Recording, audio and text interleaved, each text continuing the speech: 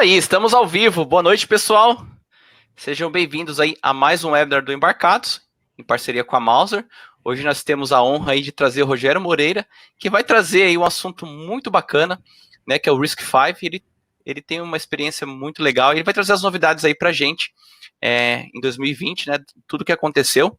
O Rogério já fez algumas apresentações sobre o RISC-V e vem atualizar a gente aí, vai ser bem bacana, tá, pessoal? É isso aí, né, Thiago? É isso aí, Fábio. É uma honra receber o Rogério de novo aqui para fazer um webinar com a gente, né? A última vez ele participou do evento com a gente, né? Do seminário. Isso aí. Vai ser muito bacana essa noite. Muito legal mesmo. Tô vendo aqui o pessoal já está interagindo no chat. Boa noite, pessoal. Sejam muito bem-vindos.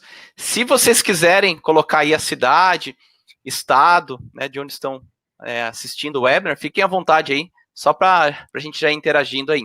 E lembrando, né, que vocês podem ficar à vontade para fazer as perguntas, tá? Aqui no chat. Se possível, já marca aí como pergunta para que a gente possa filtrar. E aí, lá no final do webinar, nós vamos ter um tempo lá de perguntas e respostas e a gente vai passar aí para o Rogério vai responder vocês. Isso aí, pessoal. Olha lá, Minas Gerais, Manaus, muito legal, Curitiba. Bacana, hein? Legal. Isso aí, né, Thiago? É isso aí. Estou ansioso para a apresentação dele, né? Vai trazer várias dicas de projeto, inclusive, né? Vai apresentar placas, né? As placas novas aí que tem os processadores com essa arquitetura. Estou ansioso, Fábio. Vamos lá. E ainda também a questão do mercado, né? A gente teve aí a questão aí da compra da ARM, né? Vamos ver o que o Rogério tem para falar para a gente sobre esses movimentos aí dos grandes, né?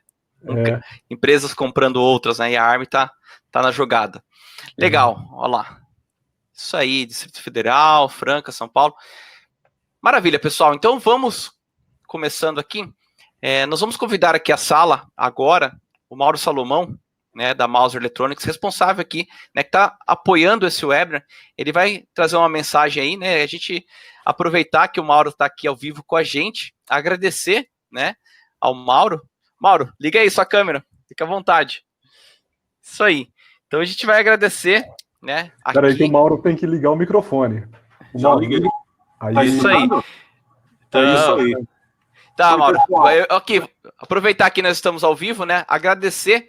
Primeira vez que você participa aqui com a gente ao vivo, né? E exatamente. A gente é muito grato aí pelo apoio da Mouser em realizar esses webinars. Então, já é o terceiro ano, né? Se não me engano, de webinars patrocinados aí pela Mouser, que viabilizou e trazer muito conteúdo bacana. É um conteúdo aí que, com certeza, ajudou muito a nossa comunidade de sistemas embarcados no Brasil. Então, fique à vontade aí para deixar sua mensagem. Eu que agradeço a vocês, me tem sido direita para introduzir a Mouser no Brasil, desde então, quando eu comecei com a Mouser, tem 11 anos que eu comecei, na verdade, 3 anos que a gente trabalha junto, tem me ajudado a trazer conhecimento. E nesse momento, gostaria de agradecer o pessoal de participar desse evento com você. E nós estamos, como você falou, a Mouser está sempre eventos no Brasil, trazendo conhecimentos novos. E eu estou aqui para apresentar um pouco a Mouser, reintroduzir. Eu vou passar um conjunto de slides para vocês conhecerem, porque muitas vezes o pessoal tem a impressão que a Mouser é um distribuidor. Na verdade, a gente é um dos líderes em distribuição de semicondutores e componentes eletrônicos inteiro. A gente faz serviço de porta a porta no Brasil. Para vocês terem 15 minutos, a gente processa uma ordem, sai do nosso escritório corporativo no Texas, é onde eu trabalho, eu sou gerente da América Latina e Canadá, e chega no Brasil, se for em São Paulo, na Grande São Paulo, muitas vezes um dia. A gente é conservador, a gente fala 3, 4, 5 dias, porque depende da alfândega. Se a alfândega estiver no dia trabalhando a full, né, horário integral, entrega na Grande São Paulo a maioria das ordens em um dia. No resto do Brasil, 3 dias você receberia, né? E a gente tem várias ferramentas no site, na Mouser.com, para ajudá-los a fazer seus próprios projetos, próprio desenvolvimento, e a visitar a Mouser.com, como também registrar para o newsletter nosso. E, na verdade, o newsletter traz para vocês todo um conhecimento. A Mauser é a maior de conhecimento de componentes eletrônicos, do que está saindo. A revista Methods, por exemplo, a última foi falando justamente de inteligência artificial. Infelizmente, essa parte, mas a maioria das coisas tem coisa em português e tem coisa em inglês também, entendeu? Ali na parte do componente, você vai ver quanto que a gente tem, quanto que está chegando, se é autorizado no Brasil, qual data. Então, vou apresentar para vocês um pouquinho a Mauser, para que vocês conheçam. Eu não quero tomar muito tempo de vocês. Então, deixa eu ver isso aí, aqui. Mauro. Compartilha seu slide aí.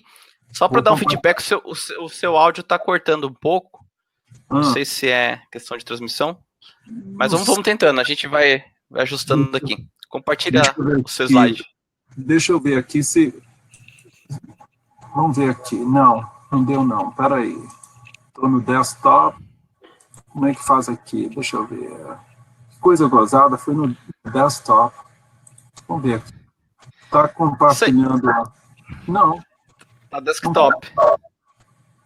Que coisa gozada. Deixa eu dar um recado aqui pro pessoal, enquanto você vai ajustando. Eu vi que o pessoal tá falando que tá carregando. Pessoal, tenta ou reconectar, ou trocar de navegador. Às vezes dá algum problema de navegador também, tá? E às vezes dá uma travadinha. Clica aqui em cima em Reconnect, que volta sem você perder o chat, tá? Isso aí. Chegou aí. Chegou, Mauro. Chegou, tá dando aí para ver um pouco a... Tá jóia. Tá sim. Aí, perfeito. Tá jóia. Então, deixa eu voltar aqui um pouco. Então, como eu disse, eu sou o Mauro Salomão, eu sou gerente da Latina e Canadá para a Mauser Electronics, né? Eu que trouxe a Mauser Electronics para o Brasil já tem vários anos, e junto com a Embarcados e com outras pessoas, tem um escritório aí no Brasil hoje para atendimento a vocês, né? E a gente está continuamente crescendo no mercado. Eu quero apresentar um pouquinho a Mauser para vocês. Nós somos um dos maiores distribuidores, como eu disse. Nós temos mais de 800 fornecedores direto da fábrica, ou seja, nós somos distribuidores autorizados, ou seja, nós somos genuínos. Os componentes nossos não passa por... A gente não compra de outro distribuidor, ou a gente não compra de outro fornecedor que não venha diretamente da fábrica, entendeu? A nossa parte é genuína, é original. A Mauser, para vocês conhecerem, nós temos 2.700 empregados, o depósito fica no Texas, entendeu? E daqui saem todas as ordens. Como eu disse, chega aí no Brasil no próximo dia. Você entrando a ordem hoje, até as 8 horas da noite aqui nos Estados Unidos, 10 horas da noite aí no Brasil, você pode... a ordem chega amanhã aí no Brasil. O nosso depósito tem quase 100 mil metros quadrados. É, na verdade, enorme, entendeu? E, igual falei, aqui até as 8 horas da noite, uma ordem recebendo, chega aí.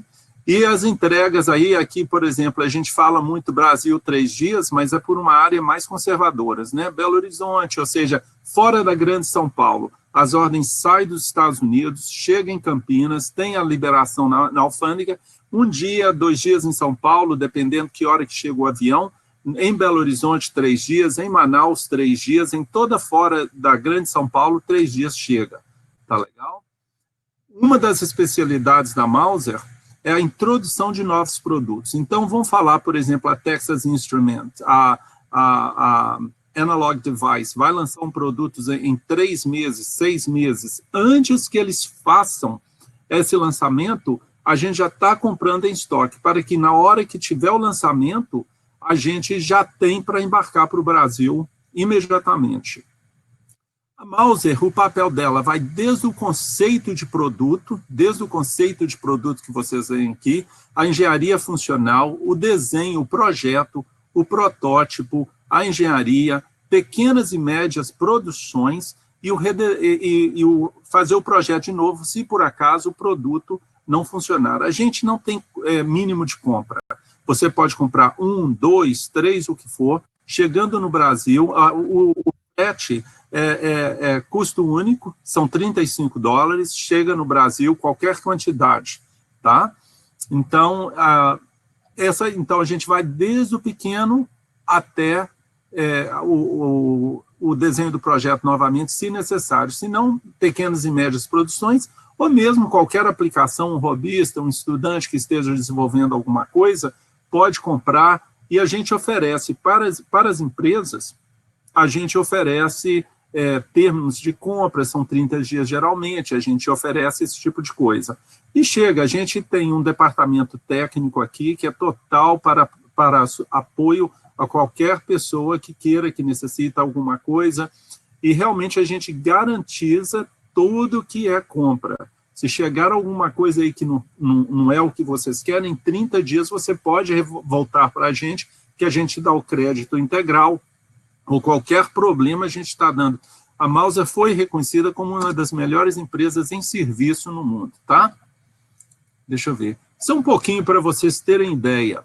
A gente tem empregado que pega as ordens da bandeja, mas, na verdade, para vocês terem uma ideia, em 15 minutos, eu vou falar assim, em 15 minutos a ordem entra e embarca. Nós temos quantas linhas, quantos tipos de linha, vamos falar uma ordem de 10, cada linha, quanto que é colocada dentro de caixa por dia, são 65 mil.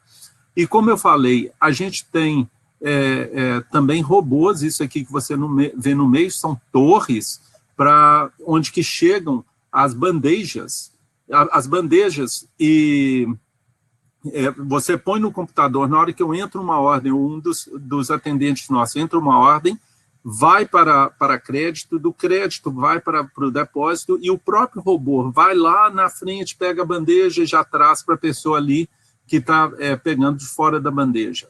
Nós temos também robôs que andam por toda a fábrica, o empacotamento é todo automático também, tá?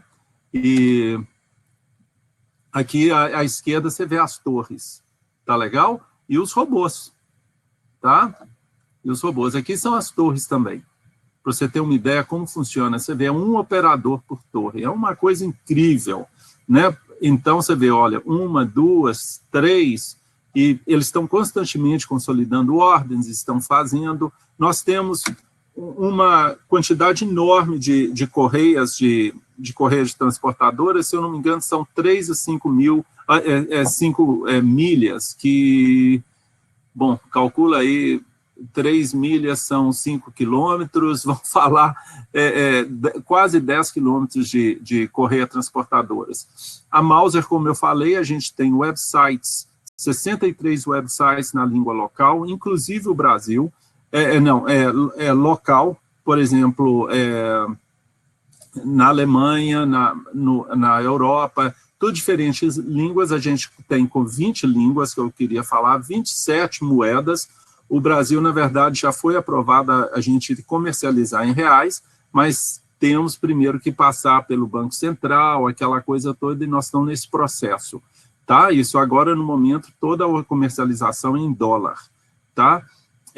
Para vocês terem ideia, a nossa página de internet, nós temos, por dia, tá? 480 milhões de páginas vistas, 100 milhões de visitas, 51 milhões de visitas, não, isso foi em 2019, desculpa, mas a gente tem mais ou menos 27 milhões por dia, uma coisa assim, incrível de quantas pessoas estão na nossa página de internet, é uma das melhores páginas realmente, tá?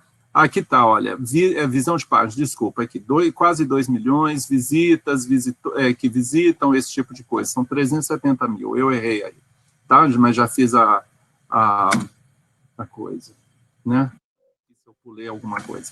Não, nós temos, como falei, o atendimento, na verdade a gente tem um atendimento dentro do Brasil, tá? O telefone é 0800 892 2210, ou então brasil@mauser.com, tá? A gente, a página de internet nossa, a mauser.com, você vai encontrar aplicações, engenharia, tudo que você precisa, a quantidade que a gente tem em estoque e tudo mais. Aí na página você vai ver estoque, disponibilidade, preço, qualquer pedido que vocês tenham, a gente entrega, como eu falei aqui, rapidamente, né? E tal. E a gente pode enfocar, igual eu falei, em novos desenhos, em projetos, ou seja, é uma forma mais rápida de trazer a finalização do projeto que você tem. Tá legal? E, novamente, a gente tem um atendimento no nosso escritório em Florianópolis. O atendimento, o número é 0800 892 2210. Bom, é uma introdução rapidinha do que é a Mauser. Nós somos, igual eu falei, líder de distribuição de componentes eletrônicos. E queria falar também, enquanto outras pessoas, empresas, possam ter 200 mil, 300, 500 mil itens em estoque, itens que eu falo assim, por linha, né? Vamos falar um transistor, um semicondutor, a gente tem itens diferentes, nós temos mais de 1 milhão. E por isso que muitas vezes, quando você compra uma ordem, já sai diretamente, já sai a ordem completa, tá? Todos vocês podem gerar dentro da Mauser uma conta. Eu sugiro que faça o que mostra lá o meu Mauser, é uma conta especializada para você. Você pode criar um carrinho, compartilhar dentro da empresa o projeto, para que todos os compradores, para que todos os engenheiros possam fazer uma ordem só, e a gente embarca, tanto importação formal como courier. Tá legal? A formal, você tem que ter um nos Estados Unidos, empresas grandes geralmente têm, chega no Brasil. Se não tiver, a gente manda para Campinas, chega lá amanhã, você manda o despachante para retirar. Tá legal? No momento, nós estamos esperando o Banco Central liberar o radar para a gente fazer a própria importação. Legal. É isso aí. Eu queria deixar com vocês, deixar o Tiago, o Fábio, o Rogério, e é uma honra estar aqui com vocês, viu, gente? Uma honra realmente. Muito Obrigadão, obrigado. Mauro. Tá? Tchau. Obrigado, Mauro. Isso aí, excelente. Obrigado mesmo aí. Obrigado. A estrutura da mouse é impressionante. É fantástico. Isso aí, pessoal. Tô vendo a galera aí tá reclamando aí de cair, né? A gente pede que caso trave, clique em Reconnect, tá? Tentar reconectar e vamos lá, vamos tentando. Vamos chamar agora a sala, o Rogério. O Rogério vai trazer aqui a apresentação para nós, agora do conteúdo. Aí. Então vamos lá. Rogério, antes de você começar, liga o microfone e depois que você se apresentar, desliga a câmera para diminuir... Economizar a banda, hein? Economizar a banda, porque tem muita gente reclamando da internet e instabilidade. Beleza? Não, a gente não está te ouvindo. Espera aí que vamos ligar o microfone. Acho que o áudio não está ligado ainda. Isso. Só um instante, pessoal. Isso aí, faz parte, é live. A gente vai desligar a câmera e vai melhorar a conexão.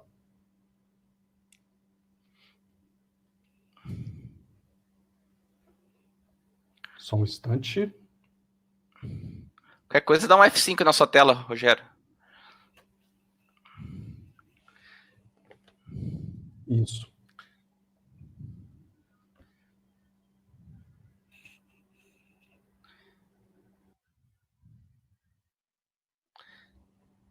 É isso aí, pessoal. Deixa eu explicar para vocês a dinâmica que vai ser a apresentação. O Rogério vai fazer a apresentação, e aí vocês vão deixando as perguntas no chat, tá? Eu já verifiquei aqui sobre a conexão, se tem algum problema aqui na plataforma, tá tudo ok, mas tem muita gente que tá com problema de banda, tá? Então a gente vai até pedir para o Rogério desligar a câmera dele para rolar mais suave, tá bom? Só um instante que o Rogério está reconectando. Isso aí. Eu tentei aqui no outro navegador, rolou bem, e também no smartphone, Android, tá ok, não travou. Talvez tenha que dar uma...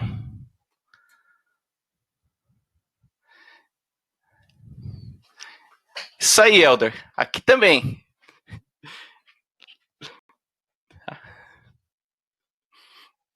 Desculpa, deixa eu dar um recado aqui, até o Rogério chegar. Nós já fizemos mais de 110 webinars. Os replays dos webinars estão no Embarcados TV, tá? No YouTube. Nós sempre disponibilizamos os webinars ou 24 horas ou 48 horas depois do webinar, tá? Para que vocês possam consultar. A gente também pede autorização dos apresentadores para fazer a apresentação e disponibilizar a apresentação para a gente, tá? Se você é um profissional da área e quiser fazer uma apresentação para a comunidade, conversa com a gente, tá? Vem conversar com a gente, mostra a apresentação que você quer fazer, né, Fábio? Várias pessoas já entraram em contato com a gente e vieram fazer a apresentação aqui no Embarcados, tá? A gente tem esses webinars em parceria com a Mouser uma vez por mês, tá? Para o mês que vem a gente já tem uma surpresa já, a gente só está esperando a confirmação aí para falar para vocês. E é isso. Então agora, até o final do ano, nós teremos mais 4 webinars, sem contar esse do Rogério de hoje. E é isso aí. O Rogério, ele está reiniciando o computador dele, daqui a pouco ele entra aí de volta, pessoal. Teve um problema técnico, mas ele já está chegando, tá? É isso aí.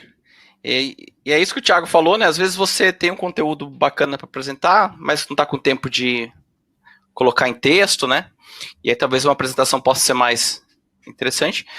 Fica à vontade para mandar, né? Projeto, ideias de projetos. A gente vai avaliar e aí, né, a gente vai ajustando aí para trazer um conteúdo. E a gente sempre incentiva aí que as pessoas, né, compartilhem o conhecimento. Então, é isso aí. Vamos dar o spoiler, Fábio? O spoiler do evento? Do evento, do webinar do mês que vem. O evento do dia 5, 7 e 8. O que você acha? Pode ser. Vamos lá. Pessoal, vai rolar um evento, tá? Que é a Conferência Online Embarcados, no dia 5, 6, 7 e 8 de outubro. Segunda, terça, quarta e quinta em outubro, tá? São cerca de 5 horas de evento, tá? Com 4 diferentes convidados. A gente vai falar sobre carreira em sistemas embarcados. Nós vamos falar também sobre desenvolvimento de projeto em Design House.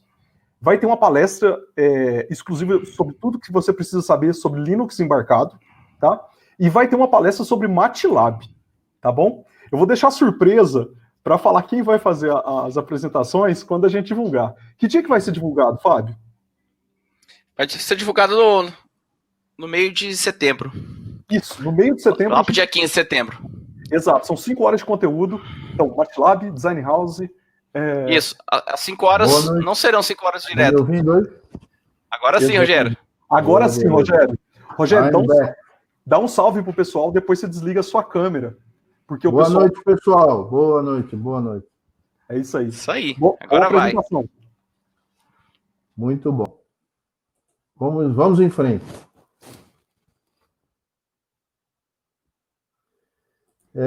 Bom, pessoal, eu sou o Rogério Moreira. Para quem não me conhece, esse é o meu currículo. Rápido, resumido, né? Destacando, eu fui representante comercial de fabricantes de semicondutores durante muitos anos. Representei a Atmel durante 15 anos aqui. Então, por isso é que muita gente me conhece. E, atualmente, profissionalmente, sou gerente sênior de novos negócios da Smart Modular Technologies, né? A Smart é o maior fabricante de semicondutores, de circuitos integrados aqui no Brasil. E hoje o meu foco total é a IoT, LP1, LoRa, Sigfox, Narrowband, KTM, essas coisas que estão aí no momento. Essa apresentação não tem nenhuma relação com a Smart Modular, pessoal, ela nem representa a opinião da empresa. É o resultado de esforços próprios, meus, né, de pesquisa sobre o assunto. O que nós vamos falar hoje? Uma breve introdução, a cronologia, vamos falar um pouco de ferramentas de desenvolvimento, e depois vamos falar sobre como desenvolver com RISC-V, né? O que eu estou fazendo com RISC-V, o que eu posso fazer, né? E aí nós vamos fazer uma consideração baseado em alguns perfis de desenvolvimento, que foi uma ideia que eu lancei no ano passado, numa palestra sobre RISC-V, e nessa palestra nós vamos fazer uma atualização, né? Quem quiser saber mais sobre RISC-V, no Embarcados TV tem lá 2 palestras, uma do ano passado, né? uma introdução do professor Marcelo Pias e seus alunos, muito interessante, e tem a palestra que eu fiz, RISC-V, Forças e Fraquezas, e hoje nós vamos estar atualizando, mas é interessante, lá você pode obter mais informações, ok? Muito bem. No mês passado, em julho, a comunidade dos desenvolvedores de sistemas embarcados ficou consternada com a notícia de que a ARM estava à venda pelo SoftBank, né? E, na sequência, começaram a aparecer os prováveis interessados, né? NVIDIA, TSMC, Foxconn, Apple, Samsung. Apple foi consultada, não se interessou, a Samsung foi consultada, não se interessou. Isso já chama atenção. Por que será, né? Em 2016, em setembro, né, o SoftBank ele passou o cheque. Ele assinou o cheque de 31 bilhões para comprar a ARM e, na sequência, fechou o capital da ARM. Então, isso também foi uma mudança muito comentada na época, né? E aí, em outubro desse mesmo ano, em outubro de 2016, o Masayoshi Son, o presidente do SoftBank, ele fez a sua primeira aparição pública depois da aquisição da ARM, no evento da ARM chamado ARM TechCon. E lá ele mostrou a visão dele, por que ele comprou a ARM. Ele imaginava que a ARM estaria em 1 trilhão de chips IoT nos próximos 20 anos. E eu estava lá, pessoal, estava na plateia lá, ouvindo o japonês falar, uma apresentação muito interessante. Mas eu acho que alguma coisa deu errado aí, e nós já ouvimos falar também de problemas que o SoftBank está tendo com a WeWork, e essas coisas talvez não levaram ele a ter essa decisão. Mas a ARM, que é uma empresa de 30 anos, fundada em 1990, é uma empresa fantástica. Eu sou um fã da ARM. Ela tem 1.800 licenciados, 1.800 empresas que usam seus produtos, um faturamento na casa de 2 bilhões de dólares, é uma empresa fantástica. Alta tecnologia, pessoal. E então é muito triste ouvir que essa empresa vai sendo jogada de lá para cá, mas nós estamos ouvindo rumores de que, na verdade, vai haver um IPO, né? Vai abrir novamente o capital, e com o objetivo de faturar 55 bilhões, o SoftBank retorna seu investimento, e aí tocamos a vida. No entanto, essas notícias acabaram colocando o RISC-V nos Trend Topics, porque todo mundo começou a falar sobre o RISC-V, e é por isso que eu citei essas notícias, né? Será que o RISC-V vai desbancar a ARM? É uma grande pergunta, né? Mas nós temos que ir com calma, não é bem assim. Nós vamos entender, o RISC-V está começando. Ele tem um grande potencial de ser um player no mercado, mas nós não podemos pensar que vai ser desbancada a ARM. Até para pensar um pouco nisso, pessoal, nessa palestra, nós vamos falar sobre sistemas embarcados.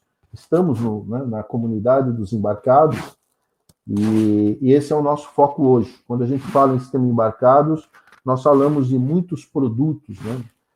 O controle remoto da sua TV, o controle remoto do portão da sua garagem, a sua geladeira, o seu micro-ondas, a sua máquina de lavar, e por aí vai, né? O seu carro. Isso é a área, né, onde estão os embarcados e muitos desenvolvedores. Esse mercado é muito pulverizado e tem uma forte presença da ARM nesse mercado também. E é aí que o RISC-V está começando a atuar. E é aí que o RISC-V já começa a incomodar um pouco a ARM, né, pessoal? Nos demais mercados, nós não temos tempo aqui para falar hoje. A discussão seria muito longa, mas supercomputadores, ele é dominado pela Intel, pelo Xeon da Intel, embora a ARM também e a IBM estejam lá cutucando, né? Atualmente, o supercomputador número 1 da lista, né, dos top 500 é de arquitetura ARM da Fujitsu.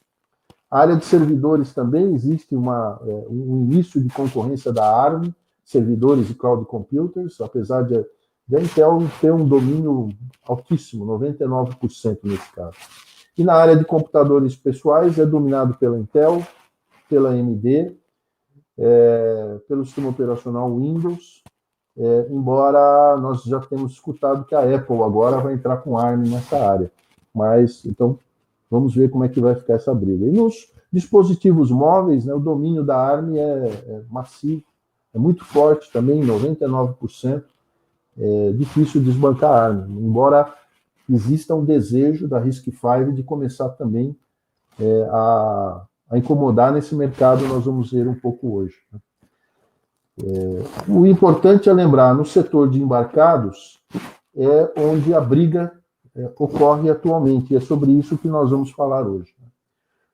Retomando um pouco da cronologia do RISC-V, a história do RISC-V começa em 2010, né, com o professor Kirster Zanovic, da Universidade da Califórnia, em Berkeley. Né, ele propôs criar um conjunto de instruções para dar apoio às atividades de pesquisa que ele queria desenvolver na área de arquitetura de computadores. Né.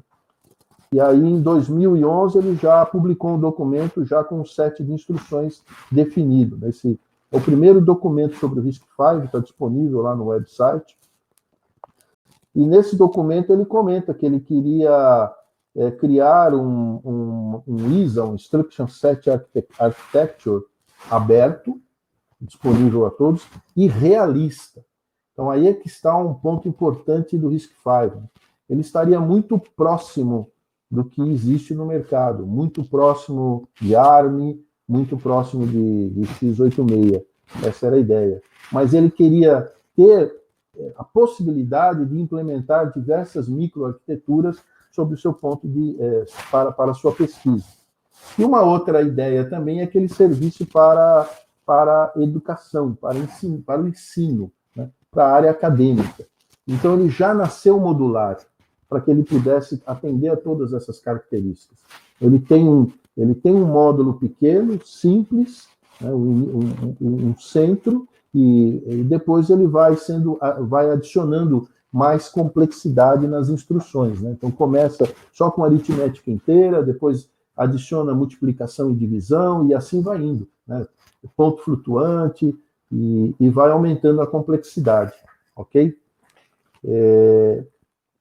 Já nessa publicação, nessa primeira, os autores eles já mostram a preocupação de definir e ir atrás de um ecossistema, né? Compiladores, debuggers, sistemas operacionais, simuladores, né?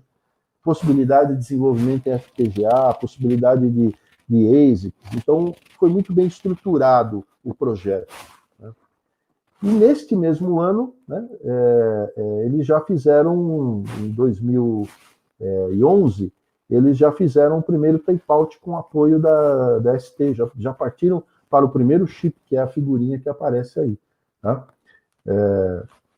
Depois, em 2014, veja, quase 4 anos depois, né, 4 anos depois do início do projeto, é que eles publicaram a ideia de um ISA totalmente aberto. Né? Foi publicado o documento Instruction Set should be free, the case of RISC-V, e eles falaram nesse documento que se inspiraram no TCP/IP, protocolo aberto, no Linux, um sistema operacional aberto, e a ideia era ter um set de instruções aberto. E aí, em 2015, como mostra aqui,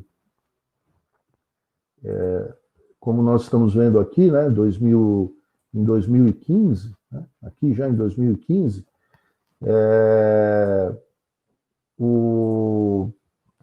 foi criada a RISC-V Foundation com 36 membros. E aqui teve uma sacada muito interessante, pessoal. A RISC-V Foundation ela é responsável apenas pelo Instruction Set Architecture, ou seja, a definição dos opcodes, o que eles vão fazer. Né? Isto é público. A microarquitetura ela é aberta, cada um implementa a sua microarquitetura. Então aí está a grande diferença. Né? É como se eu dividisse a ARM em 2 pedaços, né? Ou a MIPS em 2 pedaços, porque todas essas empresas que desenvolvem CPUs, elas trazem junto o ISA e a microarquitetura. Nesse caso, houve uma separação. Então, essa realmente é uma sacada muito interessante, né? Em relação a Sci-Fi. E a Sci-Fi, ela serviu para ajudar o desenvolvimento do RISC-V. Então, como naquele momento talvez ninguém quisesse desenvolver com RISC-V, a Sci-Fi saiu desenvolvendo. É uma empresa, realmente uma estratégia bem interessante, e essa estratégia funcionou, né? Porque a Sci-Fi hoje ela é um unicórnio. Ela é uma empresa que tem uma capitalização de mercado em torno de mais de 1 bilhão de dólares, né? Já desenvolveram mais de 150 projetos, tem 550 funcionários, né? E eles, na própria estruturação da Sci-Fi, eles resolveram criar empresas independentes em diferentes países, e até empresas diferentes no próprio Estados Unidos, em vez de fazer uma grande corporação monolítica, cheia de subsidiárias. Até nisso eles inovaram. Nos anos seguintes, em 2016, aí as coisas começaram a acontecer, né? A NVIDIA anuncia que vai usar o RISC-V nas GPUs, né? A Andes Technology, que é um tradicional desenvolvedor de CPUs em Taiwan, e tem o seu próprio instruction set, anuncia que vai usar o RISC-V, e esse movimento foi acompanhado por outras, né, como a Codacip, a Cortus, a Ciskai, a Rainbow, né? Então a coisa começou a pegar uma certa força aí, né? Em 2017, a Western Digital anuncia que também vai usar o RISC-V. Ele usava o ARC da Synopsys e vai passar a usar o RISC-V, e eles fabricam 1 bilhão de produtos por ano, e o forecast aí chegar até 2 bilhões, né, pessoal? E em 2018, a RISC-V Foundation faz um acordo com o Linux Foundation para que o Linux ajude na organização, na administração do RISC-V. E aí mostrando realmente a intenção de manter o Instruction Set Architecture aberto. Agora começam as novidades que nós não falamos no passado, né? Em 2019, a Samsung anuncia que já está usando o RISC-V em vários projetos, né? Veja que interessante. Em 2020, a Western Digital ela já começa a disponibilizar o que ela tem de desenvolvimento de RISC-V ao mercado. Ela não fica só, não guarda só para si, ela começa a oferecer para o mercado todo o conhecimento, todo o desenvolvimento que eles fizeram aqui já de um core, né, pessoal? Usa o ISA RISC-V mais uma microarquitetura implementada. Em 2020, a RISC-V Foundation é transferida para a Suíça, e aí é criada a RISC-V International, porque o RISC-V ele começa a ser adotado em diferentes países. Nós vamos ver aqui, né? A China investiu fortemente em RISC-V, o Japão, a Rússia, a Europa, e em função das conversas que andaram acontecendo sobre proteção de tecnologia, que nós temos ouvido muito, então eles resolveram transferir para a Suíça e realmente afirmar que isso vai ser uma tecnologia aberta, né? E agora, nesse mês, pessoal, a T-Head, que é também uma empresa de desenvolvimento de CPUs, junto com a Alibaba, eles lançaram um processador mais potente, né, mais forte, mais rápido que existe em RISC-V, né? É um multicore, 16 cores, baseado no RISC-V 64 bits. Então, as coisas estão andando muito rapidamente, né, nesta área. Ok? Veja bem, isso aqui representa a RISC-V Foundation e o que ela fez. Ela tem um grande papel agregador, né? Ela trouxe, já naturalmente, começando com a Sci-Fi, os desenvolvedores de IPs, os desenvolvedores de circuitos integrados, mas ela cuidou de trazer outros grupos, né? Cuidou de trazer as empresas de desenvolvimento de ferramentas, né? Aqui, por exemplo, né, nós temos as empresas que desenvolvem...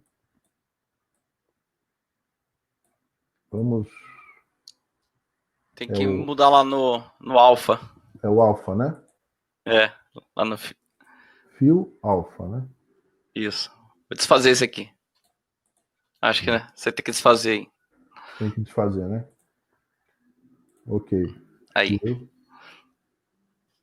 O Alpha e o Saturation. Ok. Ah, agora sim. Então aqui, pessoal, eles cuidaram, como eu falei desde o começo, né? Em trazer as empresas que desenvolvem ferramentas. Então, esse grupo de empresas ele foi se agregando à RISC-V Foundation. Né?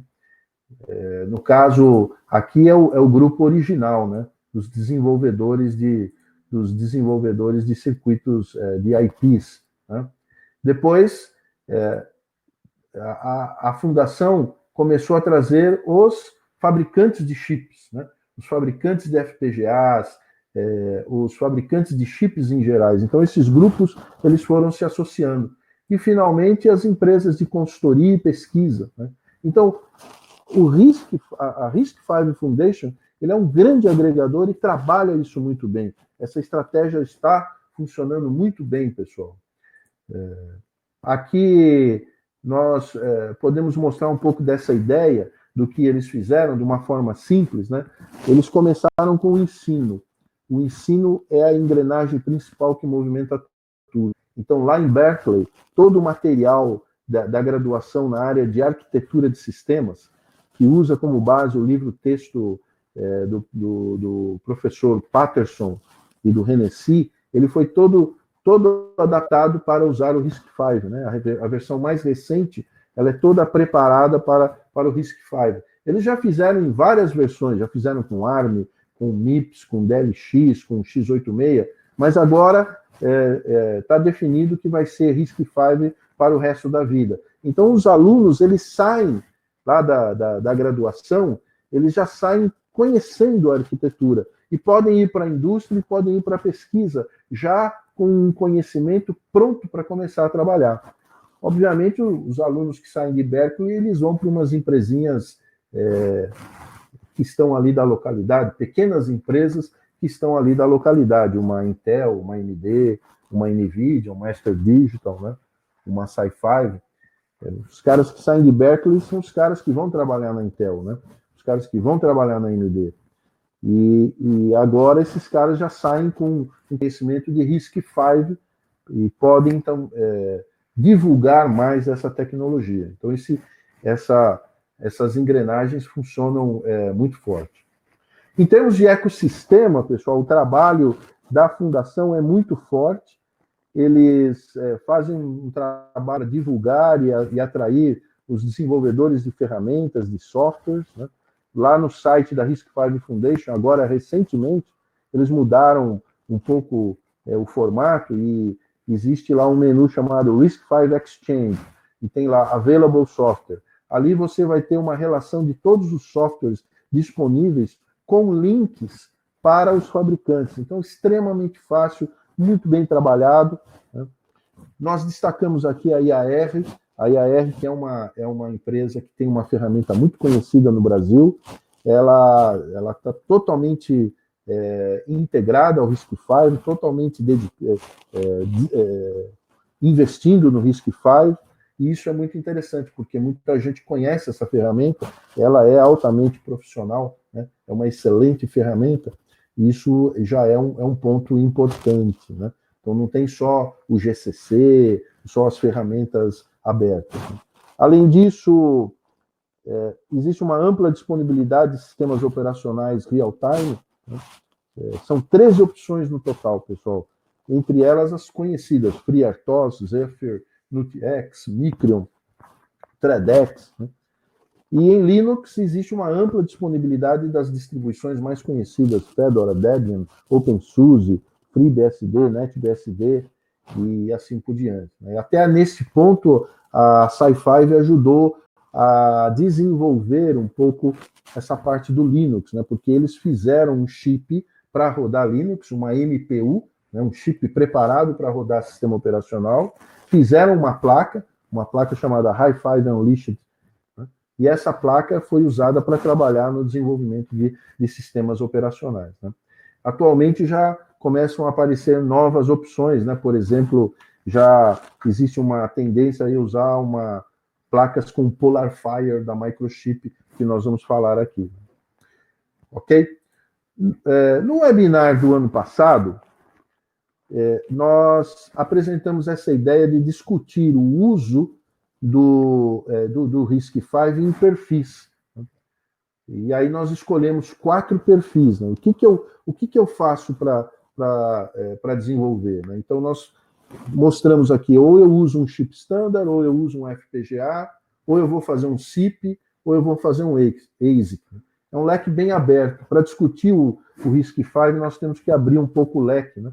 Porque ele ainda não é tão forte nessa área de chips standard, conforme nós vimos o ano passado. Né? Começando, então, pelo projeto com a ASSP, né, pessoal? ASSP quer dizer Application Specific Standard Product. Né? É um produto padrão, né, que é desenvolvido para diversos clientes. Né? O fluxo de desenvolvimento de um ASSP é igual de um ASIC. Né? A diferença é que no ASIC, quando são definidos os requisitos, eles são muito específicos para a aplicação e para um cliente. Então, o ASIC tende a ser um chip muito enxuto, sem desperdícios de circuitos. Ele é muito bem adaptado a uma determinada aplicação. Já o ASSP, os requisitos são mais abertos. Eles podem atender diversos clientes. Embora eles sejam parecidos, mas eles são comercializados de forma mais aberta. Nós vamos focar aqui nos chips que são os MCUs, microcontroladores, e os MPU, microprocessadores. Né? Os MPUs, os microprocessadores, eles rodam o sistema operacional, em geral Linux, né? E em alguns casos também Windows 10. Né? No ano passado, nós achamos muitas fraquezas. Né? Então, quando teve o seminário de embarcados lá em junho do ano passado, o desenvolvimento ainda não estava muito forte,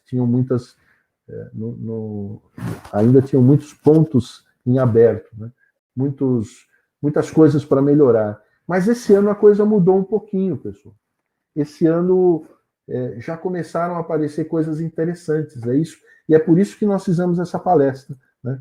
Veja, aqui é uma tabela dos principais fabricantes de microprocessadores. Aqui, ó, microcontroladores e microprocessadores. Essa tabela é baseada numa tabela mostrada pela Microchip. A Microchip é que faz esse ranking, então não quero brigar com o pessoal da ST, né? O pessoal da ST pode achar que eles estão em terceiro. Mas aqui eu copiei o que a Microchip acha, que é a pesquisa dela própria, né? Então, ela acha que está em terceiro, pode ser que a ST ache que esteja em terceiro, mas não quero entrar nesse mérito. Na verdade, pessoal, estes caras aqui, né, são os mais utilizados nos nossos projetos de hardware embarcado, de sistemas embarcados. Até o próprio embarcado já faz sempre essa pesquisa anual, sempre aparecem esses nomes, né? Renesas, NXP, Microchip, ST Micro, né? Então, esses caras realmente são os mais utilizados. Eles têm arquiteturas proprietárias, né? Mas, nos anos mais recentes, a maioria investiu fortemente em ARM. Todos eles têm arquitetura ARM para oferecer. Né? Muito bem. E aí, agora, no ano passado, a gente só tinha a NXP oferecendo um chip não muito divulgado. Agora, este ano já apareceram 2 players. Um é a Microchip, com a aquisição da Microsemi. A Microsemi já vinha investindo em RISC-V. E o outro é uma empresa que está fora do ranking, mas que trouxe que acaba de lançar um produto muito interessante, que é a Giga Device. Né? E é isso que nós vamos mostrar aqui. Então, começou a aparecer algumas coisas interessantes no mercado. Né? Esta é a lista que eu mostrei o ano passado, né? No ano passado, a lista de chips disponíveis com RISC-V. No ano passado, a gente tinha 7, né, pessoal? Chegava só até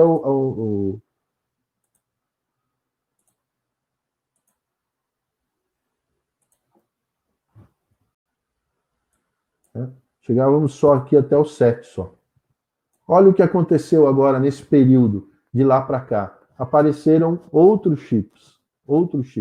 O PolarFire da Microchip, apareceu o GD32EF103 da Gigadevice. E ainda tem mais outros chips desenvolvidos na China e o da T-Red que nós acabamos de falar, né? E aí são vários eles, entre MCUs e MPUs, né?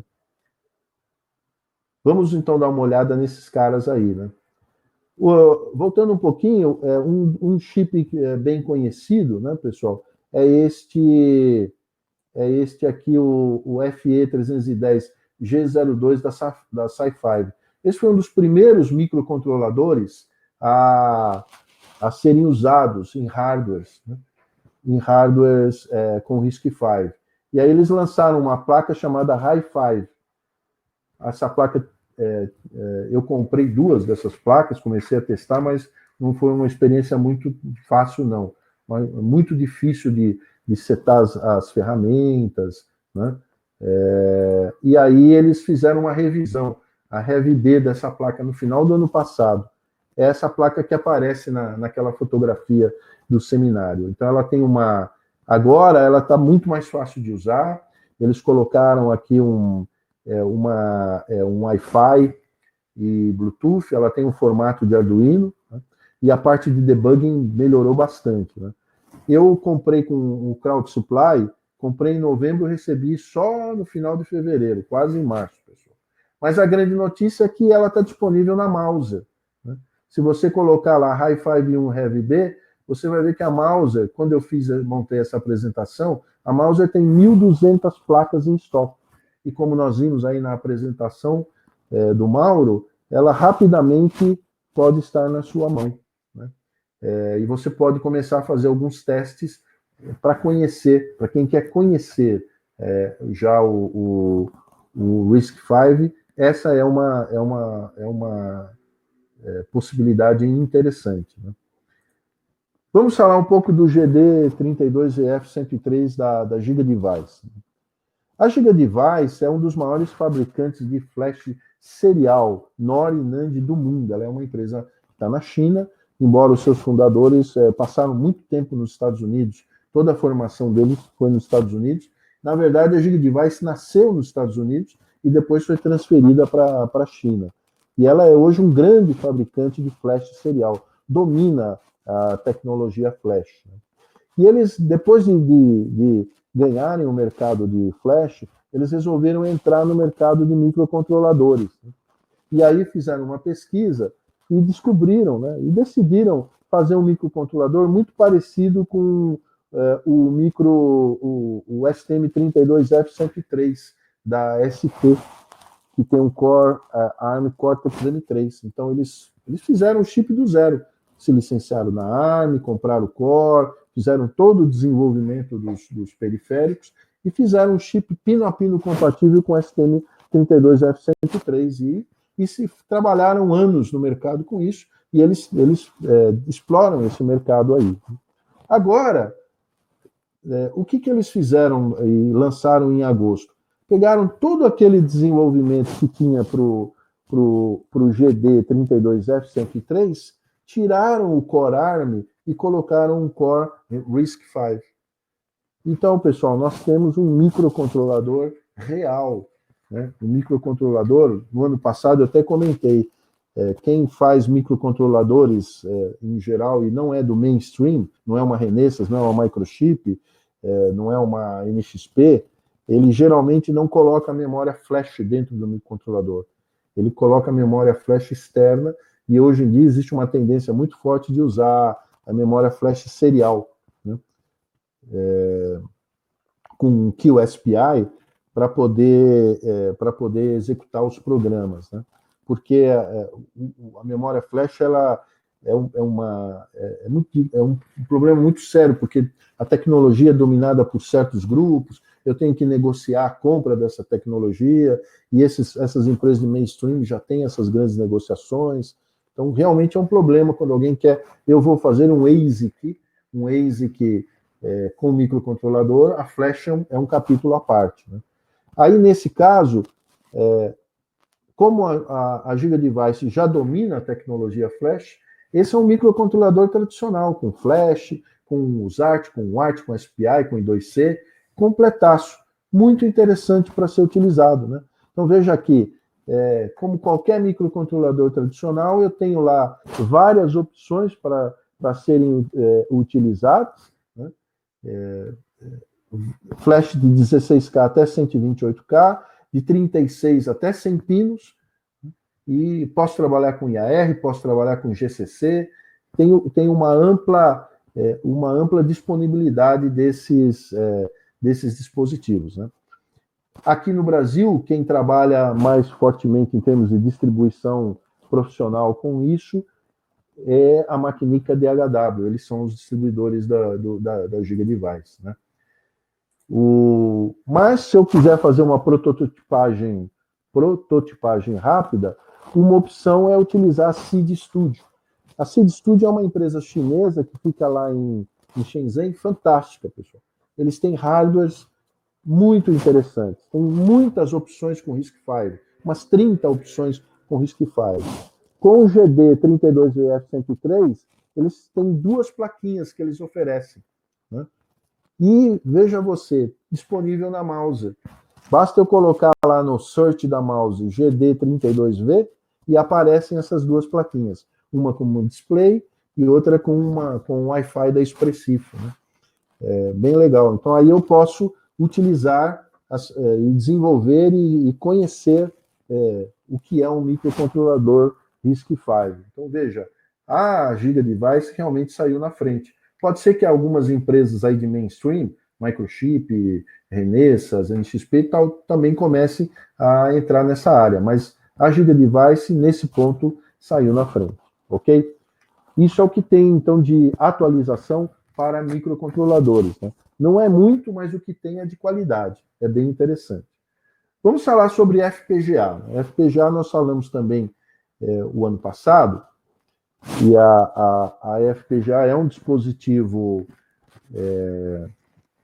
onde eu posso reconfigurar o meu hardware, né? E foi inventado pela Xilinx, né?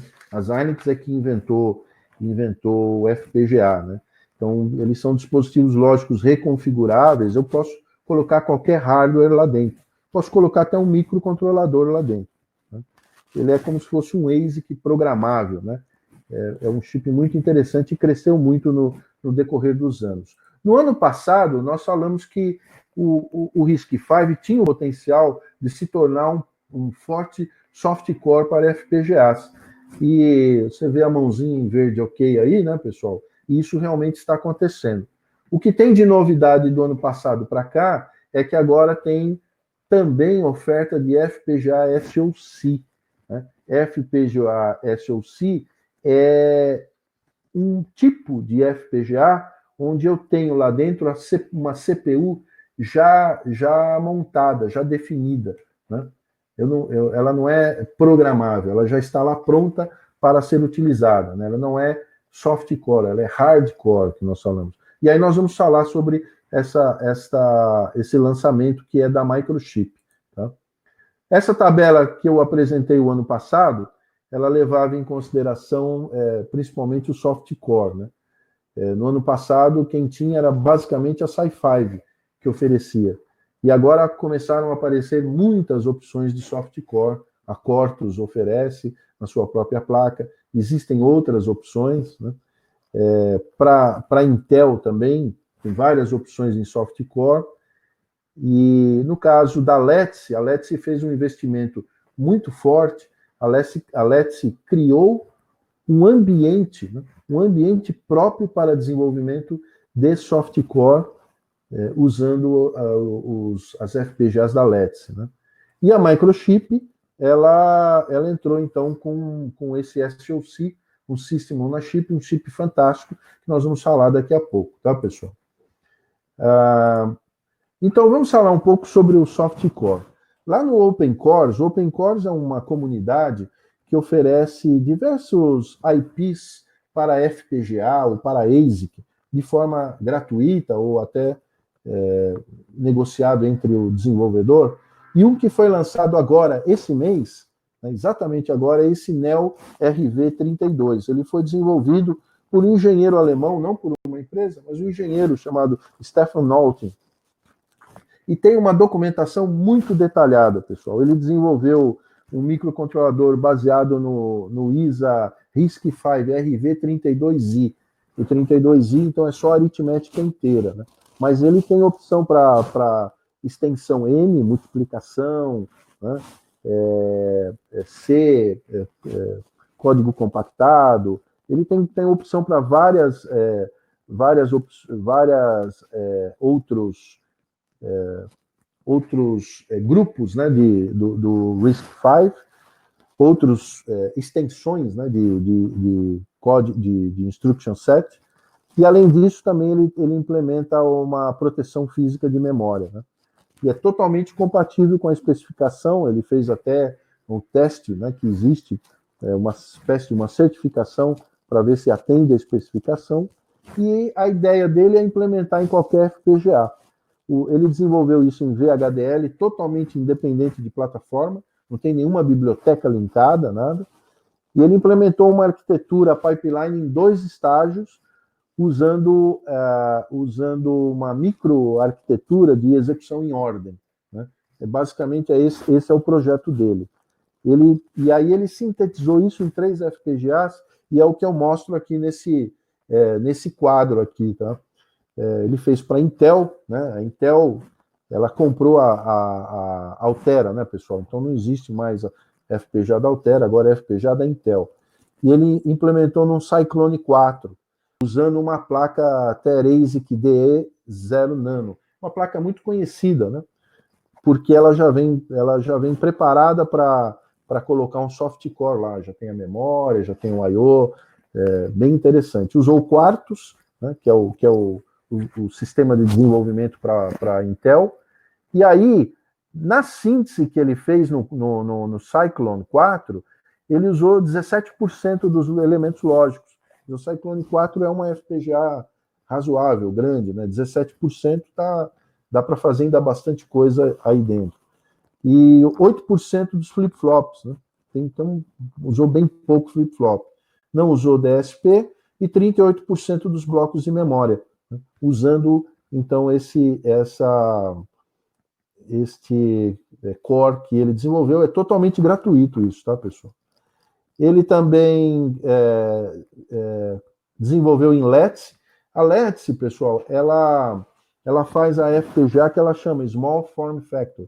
Ela faz FPGAs pequenas, porque a Altera e a Intel, desculpe, a Altera não, pessoal, a Intel e a Xilinx foram para FPGAs muito grandes.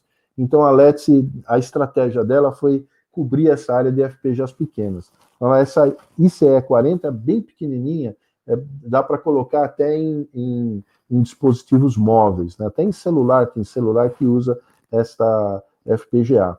E ele usou um hardware chamado Arduino, que é um hardware aberto, usou então o toolchain Radiant, e veja, ocupou 93% dos elementos lógicos, né? 31% do flip-flops, quase 100% da RAM, né? De 40% e 100% de blocos de RAM, porque é uma FPGA muito pequena, mas é possível sintetizar esse código dele para FPGA. No caso de Xilinx, ele usou uma ARTIC 7, né?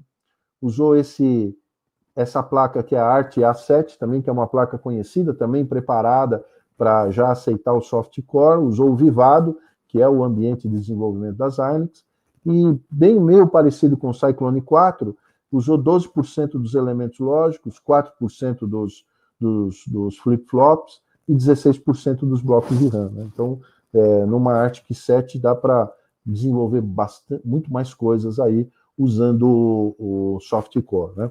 Então, isso é o que foi lançado agora. No caso da Let's, né, pessoal, eles criaram esse Propel, que é um builder, né, uma ferramenta que vai ajudar a montar o teu projeto, a estruturar todo o teu projeto. Então, você consegue instanciar, né, fazer um drag and drop de um RISC-V diretamente, o que facilita bastante. Né? Então, foi uma grande sacada da Let's. Ela, por enquanto, foi lançado agora também, anunciado semana passada, né? E inicialmente está desenvolvido para o Mac XO 3D, né? Que é um FPGA que eles têm. A Let's, pessoal, uma das coisas que eles lançaram também, toda a FPGA precisa de uma memória de configuração, né? É uma flash serial e ela guarda o bitstream. Aí, quando eu ligo o FPGA, a primeira coisa que o FPGA faz é carregar o bitstream para poder sair funcionando. Né? Então, sempre no FPGA, eu tenho uma memória de configuração ao lado. Né? E, em geral, quase sempre, né? Tem algumas exceções que nós vamos falar daqui a pouco. Mas, no caso da Let's, o que ela fez? Ela colocou a memória de configuração no mesmo package da FPGA.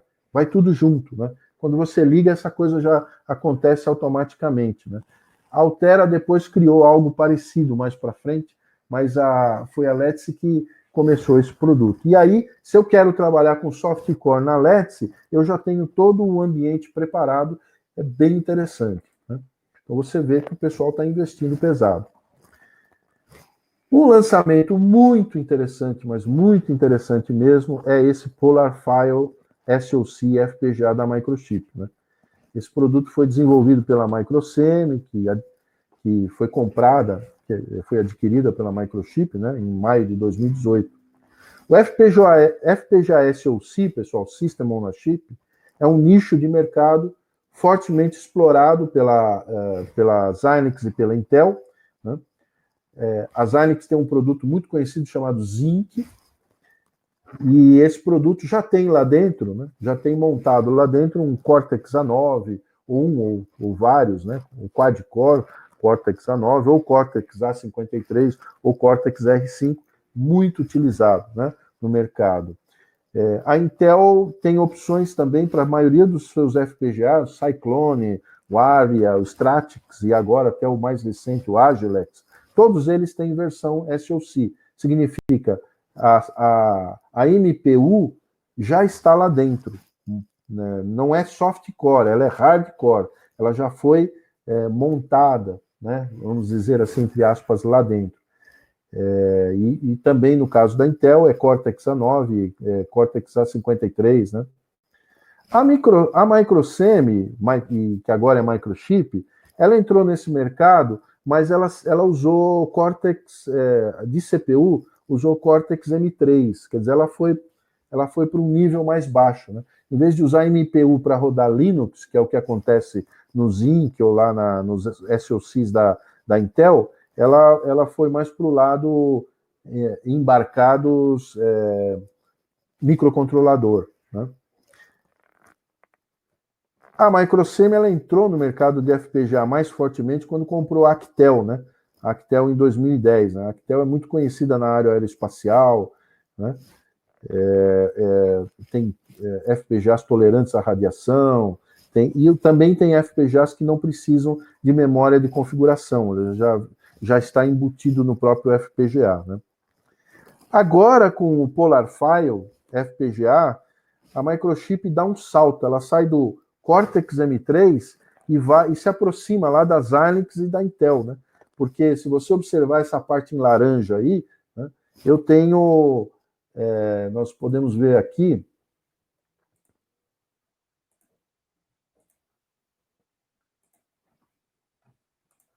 né, aqui, pessoal, quad-core, né, 4 multicore, né, RISC-V 64 bits para rodar Linux. Né? Então, muito próximo dos SoCs mais potentes da Xilinx e da Intel. Né? Aqui, pessoal, eu tenho um microcontrolador de 64 bits, que é para fazer boot, para fazer funções outras funções que não estão relacionadas aí com o sistema operacional, uma administração geral, né, do sistema. Né. Em azul é a parte de FPGA, né, disponível, ou seja, então esse chip é muito parecido com os SoCs de grande porte da Xilinx e da Intel. A Microchip, ela declara no site dela, e ela mostra lá com gráficos e tudo, que um benchmark desse produto mostrou que ele tem um consumo 50% menor comparado com esses FPGAs SoC mainstream com Cortex A9 e Cortex A53. Né? Ela não fala de quem, mas provavelmente de um desses dois aí. Mas o grande ganho que ela tem é um consumo muito baixo em função da utilização, então, do RISC-V. Né? Existem várias opções, né, desse chip, e em geral ele é baseado no tamanho de elementos lógicos que ele tem, que vai desde 23 mil até 481 mil elementos lógicos. Então, é um tamanho bem considerável, permite realmente implementar projetos interessantes. Além disso, todas as opções possuem SERDES, serializador, deserializador para comunicação ótica ou comunicação em alta velocidade, né, chegando a 12,7 gigabits por segundo. Né. E eles são pensados para aplicações, né, comunicação wireless, comunicação com fio, comunicação celular, aplicações em defesa, em aviação. Eles falam até em IoT, porque existe agora uma tendência, né, do IoT ele ter maior capacidade de processamento na ponta, no edge compute. Então esse produto, ele seria muito interessante para usar nessa aplicação. Né? Eles fizeram algumas placas, né? 3 placas de desenvolvimento, uma baseada, focada para vídeo, outra focada para aplicações de processamento normal, comunicação em rede, e outra para comunicações em fibra ótica, em alta velocidade. Né? São 3 kits que eles desenvolveram. Esses kits hoje estão sendo pensados também para ser uma base de desenvolvimento Linux. Né? E esses kits estão disponíveis na Mouser também. Né? Na verdade, o Video Kit está disponível lá. Os dois ainda não estão, mas esse Video Kit já pode ser adquirido lá, e ele pode processar 2 câmeras de 4K, pessoal. Muito interessante aí. Né? Muito bem, então isso é o que tem de novidade para FPGA usando o RISC-V. Na nossa apresentação, nós também falamos sobre os CIPs. Né? Não é um projeto muito comum no Brasil, embora tenha algumas empresas que estão lançando CIPs por aí. Né?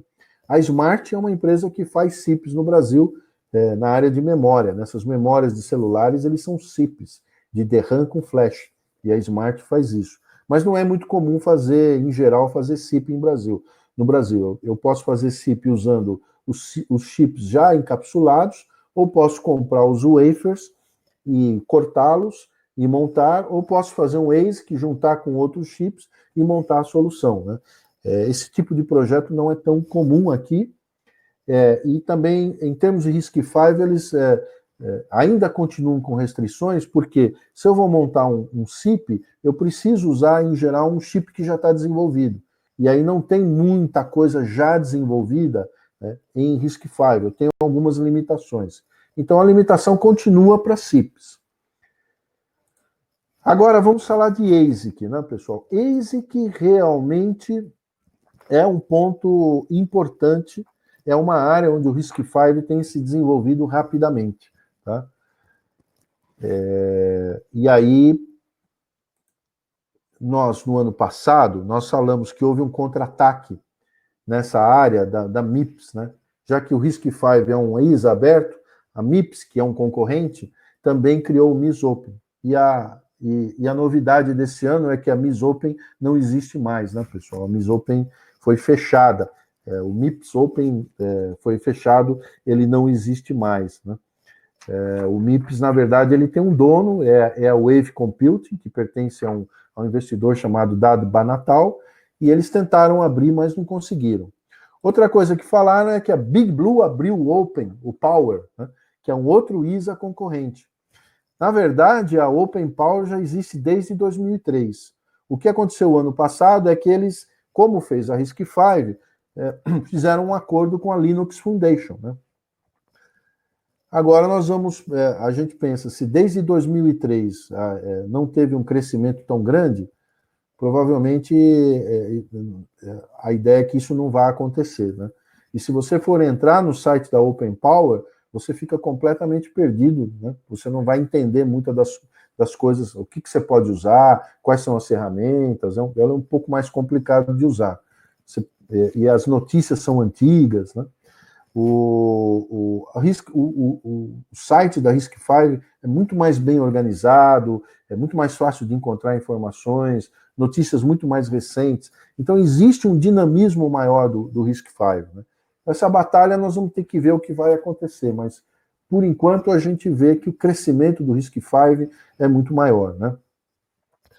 No ano passado, pessoal, eu mostrei essa tabelinha, existiam 29 cores, né, de RISC-V. O que é o core, né? Então, alguém escolheu lá um ISA, dentro daquela estrutura que tem modular, e definiu uma microarquitetura e desenvolveu um programa lá, desenvolveu um sistema lá, usando o VHDL, usando o Verilog, né, e fez uma implementação e testou, né? Então, 29, no ano passado, tinham 29 possibilidades de se utilizar. Tem aí a Codacip, a Sci5, a Western Digital, né? Como é que está esse ano? Esse ano, pessoal, cresceu tanto, são 86 opções de cores. Houve um crescimento de 200%. Né?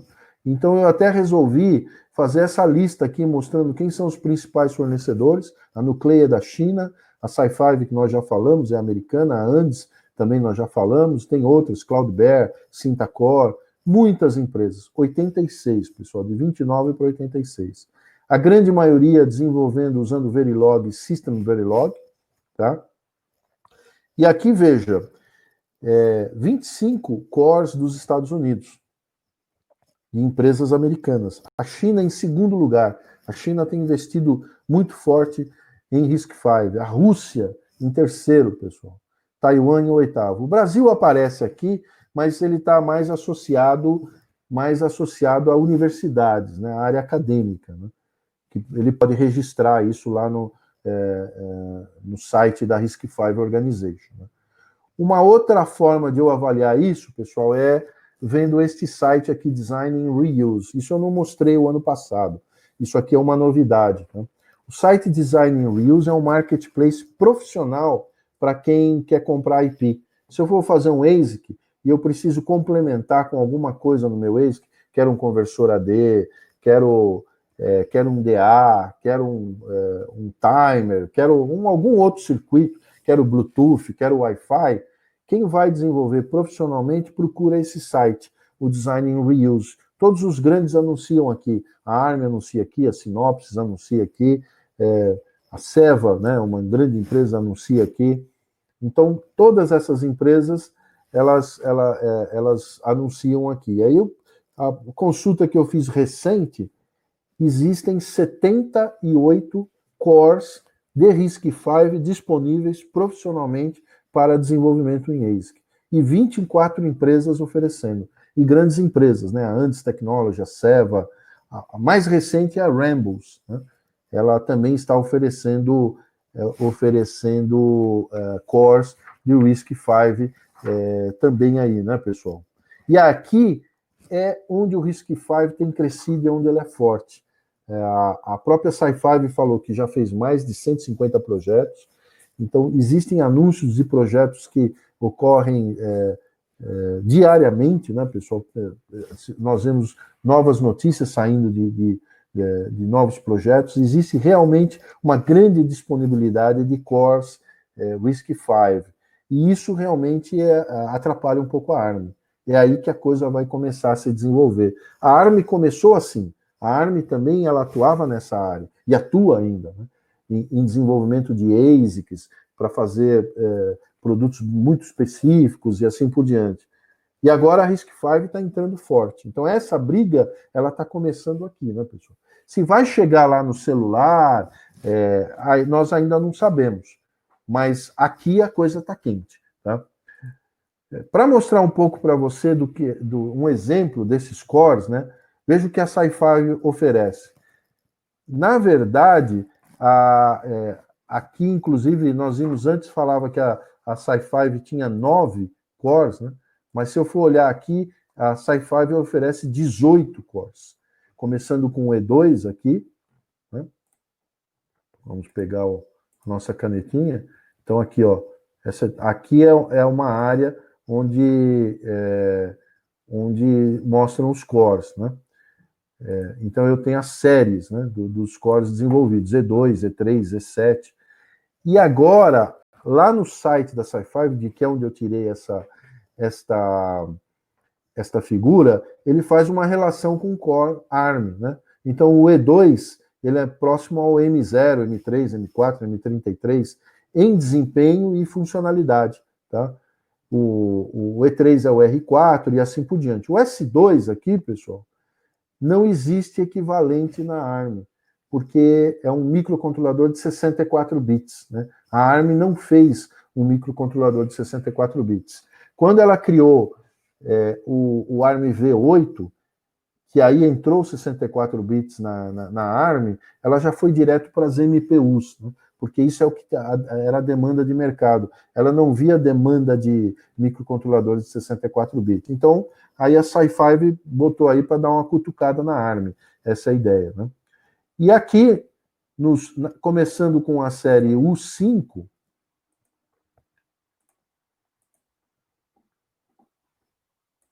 começando aqui com a série U5, são os... Aqui, pessoal, não, deixa eu ver aqui. Aqui. São as MPUs, os microprocessadores, preparados para rodar sistemas operacionais, com MMU e assim por diante, né? Modo privilegiado, não privilegiado, um microcontrolador bem completo. O U54 foi o primeiro. Depois ela lançou o U74 e agora, no final do ano passado, ela anunciou o U84, que é próximo do Cortex A72 ou 73. Ou seja, é o mesmo que é usado num celular. Poderia ser usado num celular? Não sei. Mas ela tem essa intenção e está se preparando para isso. Ela está começando. Então, a briga no futuro pode ser que seja uma briga bem forte, inicialmente no celular, e isso depois pode chegar em outras áreas, né? Comparando esse core, pessoal, veja, o U54 para o U84 aumentou de 5 a 7 vezes, né, a performance. E isso tem a ver com o crescimento, a maturidade da SiFive, né? Então, um ano passou, ela avançou muito fortemente. Então, pode ser que agora, nesse próximo ano, esse avanço seja ainda maior e essa briga, ela pretende ter novos rounds aí no mercado, né? Muito bem, resumindo e chegando ao final da nossa apresentação, em 14 meses, o que aconteceu? Para projetos com chip standards, ASSPs, com microcontroladores, microprocessadores do mercado, estamos vendo alguns progressos interessantes, mas a situação continua a mesma. Se eu for fazer um projeto agora, eu tenho que usar o que tem aí disponível no mercado, né? Vou usar o SiFive só se eu quiser realmente fazer algo diferente e testar, e aí nós vimos que a melhor opção agora é a Giga Device, né? Projetos com FPGA, nós vimos várias ideias interessantes, né? Microchip com PolarFire, vários soft cores. Essa é uma área realmente que o RISC-V está se desenvolvendo rapidamente. Projeto com CIPS não teve nenhum progresso, e nos ASICs, muitos progressos interessantes, muitos cores novos, né? Aí é que a coisa está pulsando em termos de RISC-V. Será que ela vai bater de frente com a ARM? Ainda tem muita coisa para acontecer aí, muita coisa para ocorrer aí, né? A ARM, em 30 anos, adquiriu um conhecimento muito forte, né? muito grande, e ela investiu muito nisso. Então, não vai ser uma briga fácil. Mas esta colaboração que existe no RISC-V tem acelerado as coisas. Então, é uma história muito interessante e vamos ver o que acontece nos próximos capítulos. Ok, pessoal? Muito obrigado pela atenção de estar até essa hora aí escutando sobre esse assunto. Isso aí, Rogério. Muito obrigado. Excelente aula. Muito bacana mesmo. Obrigadão pela excelente apresentação. Vamos lá. Temos algumas perguntas aqui. Lá atrás, quando você estava falando da implementação do RISC-V, o Robson falou que não ficou claro para ele a separação das camadas, 2 camadas. O que eles, quando criou, né, o RISC-V, eles criaram o set de instruções, foi dividido em pedaços, né? Então, existe um primeiro pedaço, e aí você pode ver no webinar do professor Pias, né, isso aí bem claro, o set de instruções ele é bem reduzido e só tem aritmética inteira, soma, subtração, funções lógicas, jumper, call, né? É como se eu fosse fazer um microprocessador bem simples, que não tem multiplicação, não tem divisão, não tem ponto flutuante, né? Isso é muito comum para nós, né, que mexemos com embarcados, né? Nós pegamos lá o PIC 12F alguma coisa, ele tem um set de instruções reduzido, né? O Tiny, né? O Tiny da Atmel, ele não usa todas as instruções, as 150 instruções que tem no AVR, ele usa 100, né? Usa alguma coisa disso. Então, a mesma coisa eles fizeram aqui, né? Então, eu tenho um primeiro grupo de instruções, ou camada, de só aritmética inteira, depois eu acrescento multiplicação, depois eu acrescento ponto flutuante simples precisão, depois ponto flutuante dupla precisão, depois ponto flutuante quádrupla precisão, e assim por diante. Aí tem vetor, tem segurança, tem compactação de código, ela é como se fosse um quebra-cabeça que eu vou montando, né? Ou uma cebola que eu vou tirando as partes e chego no núcleo, tá? Excelente, muito bacana. Legal. Teve uma pergunta aqui do Fábio, ele perguntou, né, quando você falou do microcontrolador 64 bits, se existe demanda. Olha, talvez ele... boa pergunta, é uma boa pergunta. A ARM acha que não existe demanda, mas tem aparecido agora demanda para processadores de 64 bits. Né?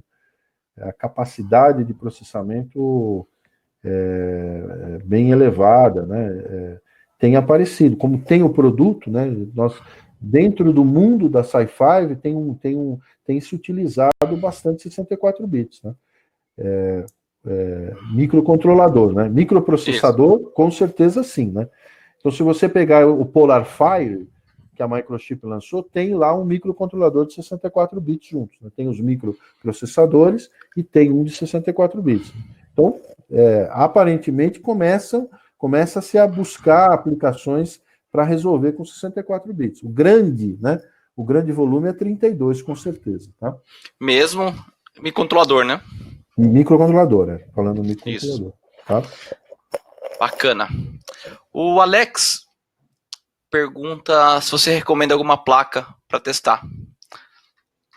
Das placas que você falou, qual que você recomenda aí? Cara, eu recomendaria usar essa do... Eu até vou fazer isso também. Vou comprar um da Giga Device, essas duas que eu mostrei aí, da Mauser, tá? Essas duas plaquinhas aí, elas são bem interessantes. Isso aí é para quem quer começar a fuçar, tal, é uma placa legal, né, para começar a trabalhar, né, tá? Excelente. Só para depois, Alex, você vai ter acesso ao slide, dá para rever qual a placa, tá? Ele põe Juliano... GD32VF na Mauser, já vai vir essas duas placas, tá? Aí ele escolhe, uma tem um Wi-Fi da Expressif e outra tem um display. Então, dependendo do que você quer mexer, aí você escolhe. Legal. Tá? Legal. O Juliano pergunta qual softcore você indicaria para colocar numa FPGA e começar a brincar. Esse Neo RV32, pode usar isso aí. Ele é muito bem documentado, tem tem uma documentação ampla, ele já mostrou, né, que ele conseguiu, o toolchain ele oferece lá também, para você poder rodar tudo. E essa placa, tanto a arte da Xilinx, como a placa, a Therese, que elas são fáceis de se obter aqui, né? Então é um caminho que eu faria, tá? A Dell Nano, né? A Dell Nano, exatamente. Legal. Tá? O André pergunta qual fornecedor de MCU RISC-V mais confiável no momento. Então, mas o que a gente pode ir, Rogério. Nesse momento, né, o que a gente viu seria a Giga Device, cara, tá? Porque tem um produto completo, um microcontrolador tradicional e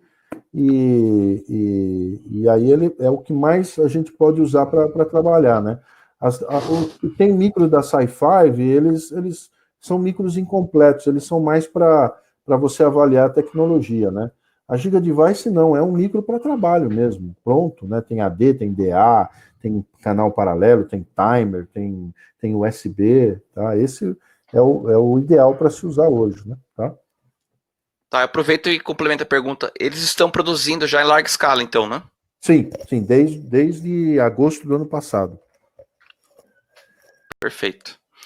O Francisco Osman, ele deixa os parabéns pela apresentação. E também ele pergunta como você vê o RISC-V apresentando concorrência não apenas para a ARM, mas também para a Qualcomm, por exemplo.